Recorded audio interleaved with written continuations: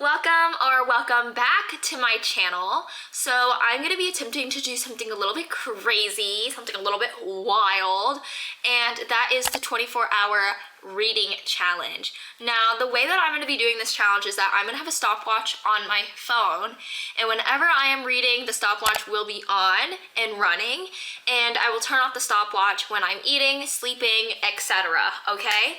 And once that timer hits 24 hours, this challenge will be complete.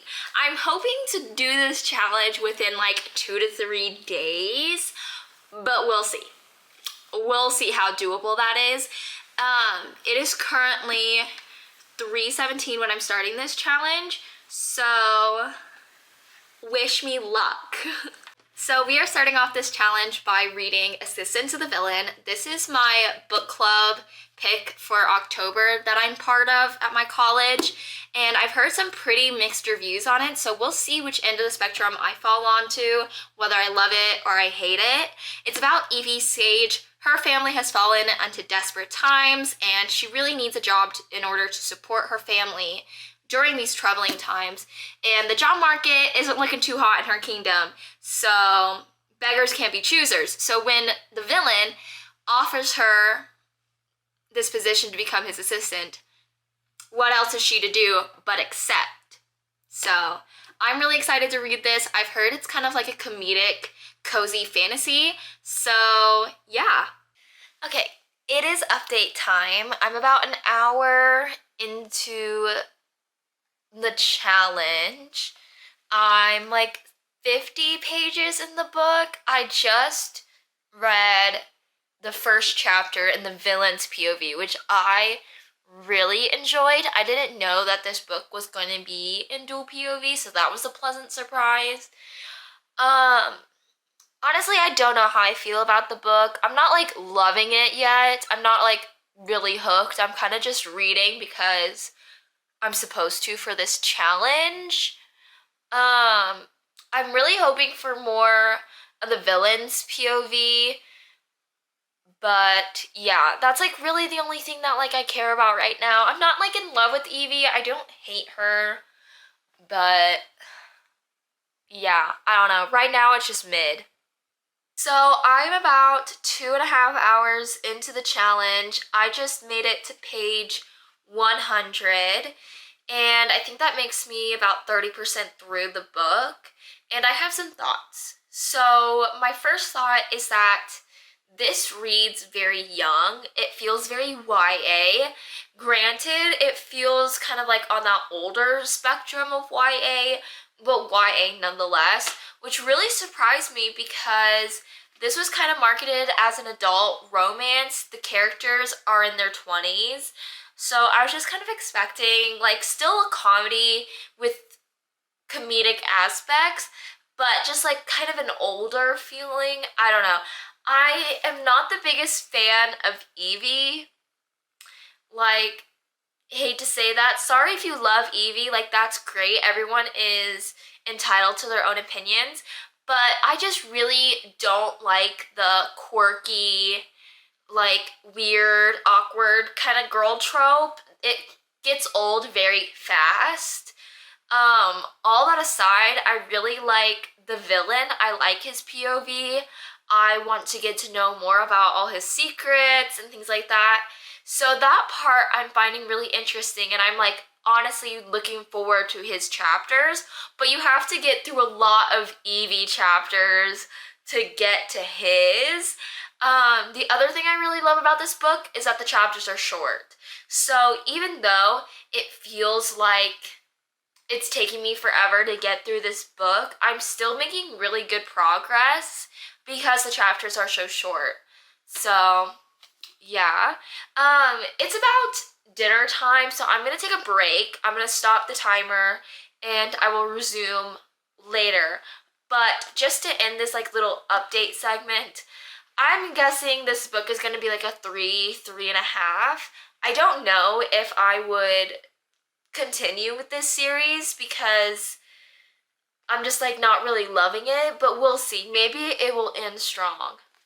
So it is the next day, and I am not doing well in the challenge, let's just say that. I ate dinner last night and I was planning on reading a little bit more that evening and I just never did. Yeah. So I'm still at that 2.5 hour point that we were at yesterday. I'm only 100 pages into the book and we need to get a move on. We need to start grinding out these hours, okay? So I'm gonna pick up the book, I'm gonna start the timer, and I will keep you guys updated. So I am 5 hours into the challenge, and tell me why it's taking me so long to get through this book. I just got to page 200, and I feel like I would be done with the book by now. If it was any other 300-page book, I would be done and finished and gone with this book, okay?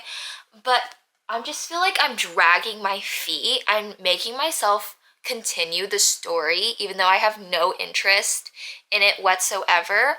I do really enjoy the villain's POV, but that's like about it. Evie, I'm at my wit's end with her. She's just so annoying. Yeah, and there's just not much happening plot-wise. Like,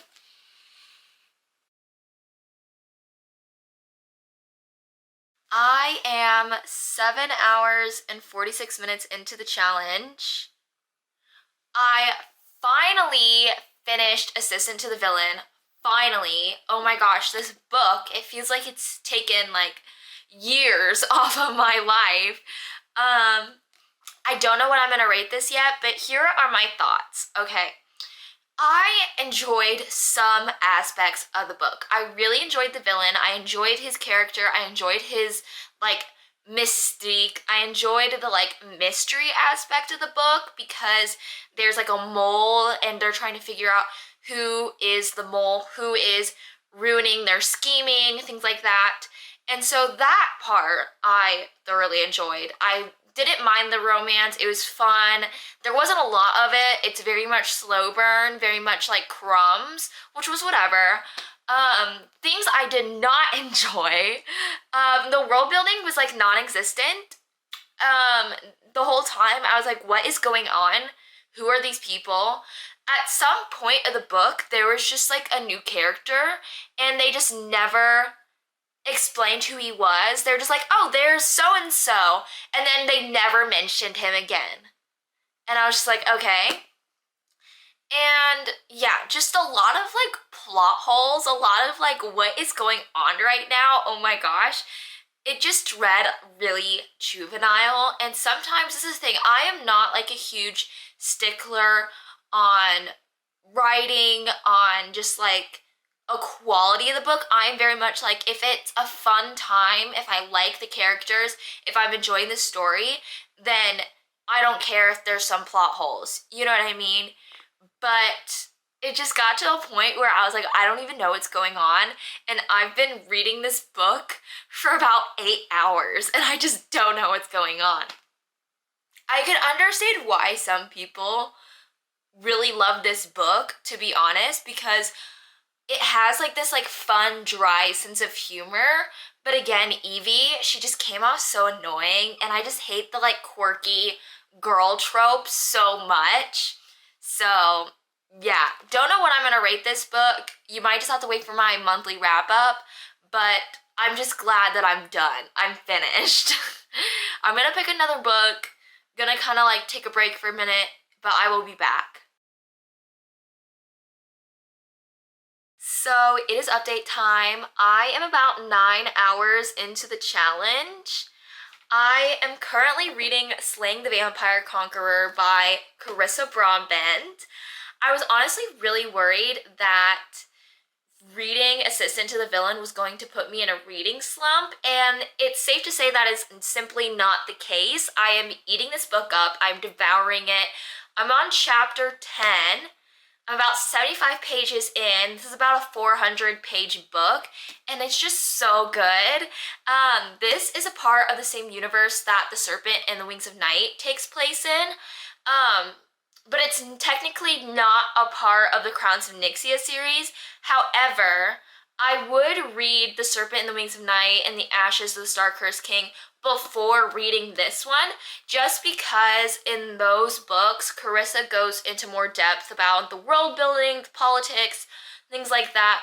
Whereas in this book, you kind of just jump right into it, and I'm having to like relearn some things, but I am loving it. So let me just tell you about this book. So this is about Selena, and she is part of this group of worshippers for this goddess of like chaos and fate, and they basically are blind. They have given their eyesight to the goddess, and in return they have a different sense of sight essentially, and their like senses are heightened, and she's tasked with slaying the vampire conqueror, who is a blood-born vampire, which is like a special type of vampire which you learn about in the Crowns of Nyxia series.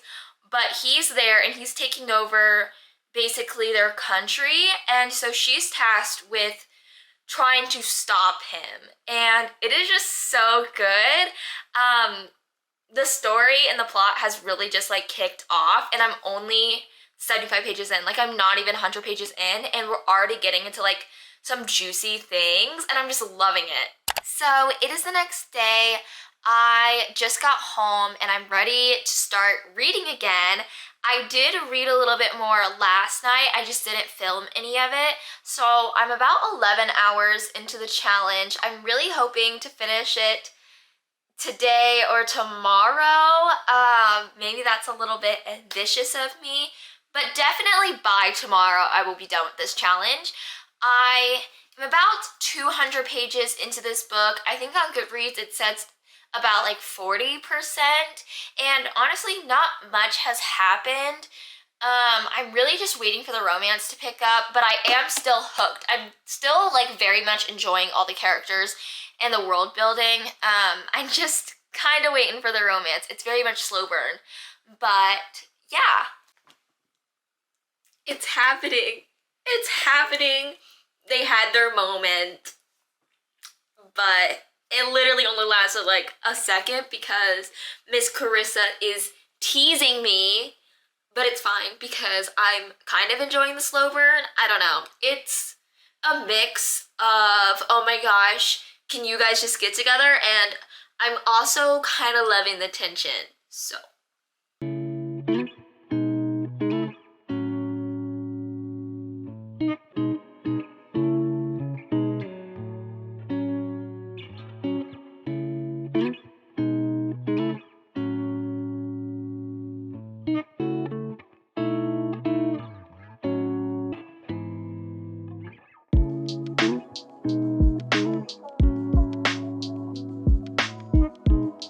So, we just got to the romance part, but I just had to like turn on the camera and kind of rant about this because it gave me the ick.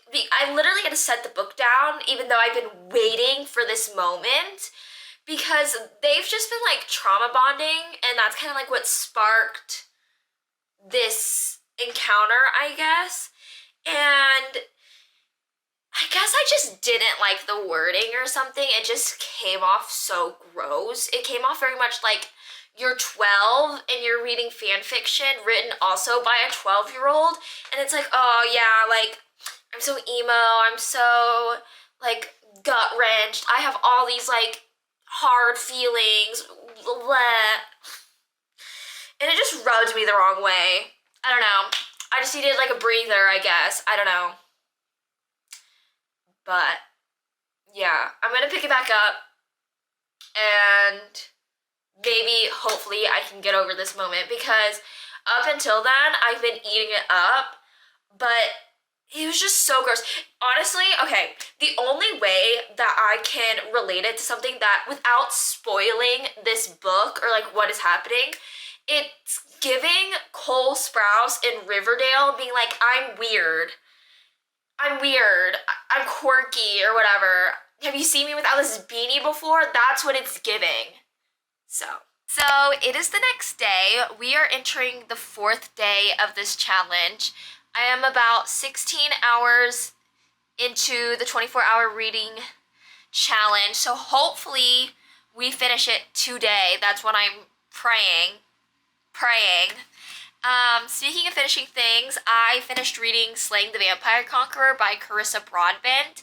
This is in the same universe as The Serpent, the Wings of Night, and The Ashes of Star-Cursed King. Um, but technically, you can read it as a standalone.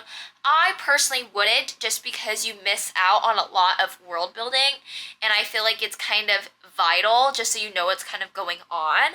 Um, but I ended up rating this about a 4 out of 5 just because the romance was a little bit lacking personally. The slow burn was everything. I was eating it up. However, when they kind of got together, it was a little, looking back on it, it was a little anticlimactic. Um, which is kind of upsetting. However, I really, really enjoyed the world building, the politics of this world. That's kind of what made the book for me. I would say this is more of a fantasy with a romance subplot rather than a romance fantasy or romantasy. So if you are like, you really need a heavy romance subplot, I don't think this is the book for you, is what I'm trying to say. Moving forward with the challenge, I am going to be reading Upright Women Wanted. This is the book pick for my book club that I'm in at my college. It's really, really short, so I'm thinking I can get this done today. Because I really don't want to start a whole new book because I'm waiting for some book mail, and that book mail is what I want to read next. So, yeah. Remember when I said I thought I was going to finish this challenge today? Yeah, not going to happen because the world hates me and I'm terrible at doing 24-hour reading challenges apparently because I took a 2.5-hour nap instead of reading. I literally fell asleep while reading the book. Luckily, while I was so like drowsy and delirious, I did stop the timer. So I'm only at 16 hours and 23 minutes. The good news, however, is that my very much anticipated book mail came in, and it's A Curse for True Love by Stephanie Garber. I think I'm just going to abandon my other book and read this one instead because I have been literally waiting months for this. Months, okay? And I got the Barnes & Noble Deluxe Edition because I need that bonus chapter, okay? Is this gonna stop me from buying the regular copy? Absolutely not, because Stephanie has come out and said that different editions have different endings, and that terrifies me to no end. If you do not know, if you have been living under a rock, this book is the third and final book of the Once Upon a Broken Heart trilogy, and yeah, basically Once Upon a Broken Heart is about Evangeline and Jax. Evangeline, she is a very optimistic fairy tale like girl. Her true love, Apollo, is basically marrying her sister, and she goes to Jax, the Prince of Hearts, he's a fate, and asks him to stop the wedding. In order to stop the wedding, he has her agree to this deal, and she owes him 3 kisses. But here's the kicker. His kisses are deadly. The only person that hasn't ever died from kissing him is his true love. So, that's the synopsis for the first book. A lot happens. But I'm about to dive into the third and final book. I will keep this absolutely spoiler-free, do not worry. But I highly recommend that you pick up this series because it is a 5-star series for me. So I am 86 pages into A Curse for True Love, and here are my thoughts so far. Where is Jax? Where's my man Jax? Okay, it is almost 100 pages in, and he is nowhere to be found. It's very quiet. It's just silence. It's just radio silence from him. In the meanwhile, I have to suffer through Apollo's POVs, which I have no desire to read. I do not care what that man has to say. I have no empathy for his side of the story. No. Simply no. Not even 5 pages later, and he makes an appearance. And there's just so much I want to talk about, but it's full of spoilers. So, I'm gonna keep it locked in tight, but just know, I am screaming right now. Screaming. So today is going to be the last day of the challenge, whether or not I actually complete it or not, because we're going on our 5th day. This challenge feels like it's never ending, just because I really haven't been able to just sit down and like really read and dedicate my day towards this video because I'm just cramped with homework. But I digress. I am 37% into A Curse for True Love. I am 19 hours into this challenge. So realistically, I should be able to complete it, but who knows? Because I really jinxed myself yesterday. I was like, oh, we can totally complete it, and then I just fell asleep while reading. So, but yeah. I love this book so much. I just love Jax with all my heart. I'm literally crying. I don't know if you can see it right now, but there are tears, and I'm not even finished with the book yet. I probably have 50 pages left, and I don't know if I can continue. I just finished A Curse for True Love, so let's talk about it, okay? For starters, I am like 23 hours into the challenge right now, so we're definitely going to be finishing it today. If not, you are all allowed to like beat me with a stick or something, okay? This book, wow. It was probably one of my most anticipated reads, just because I love this series. I think about it quite often, like almost daily. When I first read The Ballad of Never After, I rated it like a 4.5. That is now a 5-star read because of how much I think about it on a daily basis, because Stephanie Garber is a mastermind. She's the definition of a mastermind, just like Sarah J. Maas, and I will die on that hill. This book, I really, really like it. However, I keep seeing a lot of mixed reviews, and so I don't know if my brain like really has comprehended everything, or if it's just like the hype and the excitement of it all that's really affecting it all. I will say I'm definitely not like the people that are like, oh my gosh, I hate it. Like, there's just so many open-ended stuff or whatever. Definitely not on that end of the spectrum, but I'm definitely wary and mindful of my rating right now, just because I don't know if it's just like the feelings of finishing a book that you love in a series that you love, or if I actually truly enjoyed it and I'm happy with the ending of how this book ended. With that being said, it really pains me that this is the end of the series and I will be getting no more Ava and Jax. That quite hasn't hit me yet, but we're not going to linger on it for too long, because if we linger on it, then that's when the scary dark thoughts take place, okay? I think I'm going to start that other book that I was reading yesterday, Upright Women Wanted. I got like 30 pages in, didn't really make a dent into it, but it's short, it's sweet. I think I'll be able to kind of get into it, and I really want to make progress with that book because it is for my book club. So yeah. So I officially made it to the 24-hour mark of this challenge, which means that I have completed the 24-hour reading challenge finally. After 5 days of gruesome dedication, I have completed this challenge, and I read a total of 3 books within this challenge: Assistant to the Villain, Slaying the Vampire Conqueror, and A Curse for True Love. And then I got to page 65 of Upright Women Wanted, which is like a 200-page book. So honestly, great progress there as well. Yeah, I think the next time I do this challenge, I'm gonna do it over like a school break.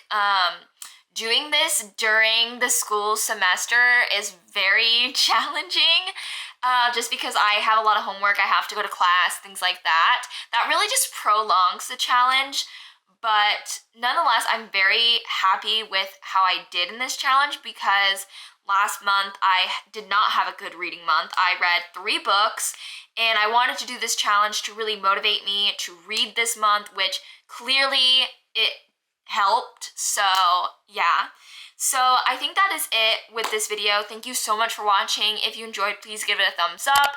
Comment down below if you enjoyed this video, if you want to see more 24-hour reading challenges, any videos you want to see, things like that. I also have a Bookstagram. I post daily. I post book reviews, bookish reels, just like a lot of fun book content. It's called currently.overbooked. All my social medias are currently.overbooked or currently overbooked. So if you want to follow me on any platform, just look up that username, okay? So yeah, thank you so much for watching. I will see you next time. Goodbye.